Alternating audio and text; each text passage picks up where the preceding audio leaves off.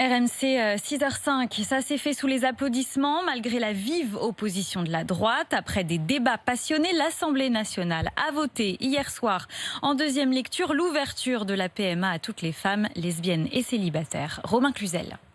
Pour 66 contre 27, l'article 1er est adopté. 3 jours de débat et quelques applaudissements pour un premier article central. C'est lui qui permet l'ouverture de la PMA à toutes les femmes.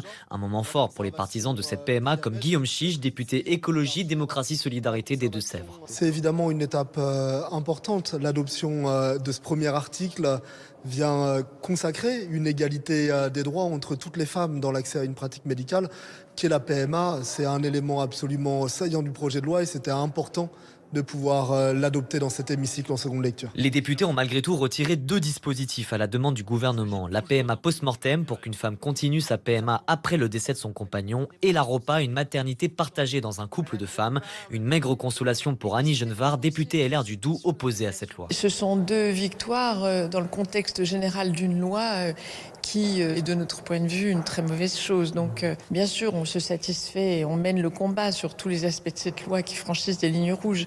Mais on sait qu'on n'aura pas gain de cause sur tout. Prochain débat à risque dès aujourd'hui pour les députés, la question de la filiation des enfants nés de PMA.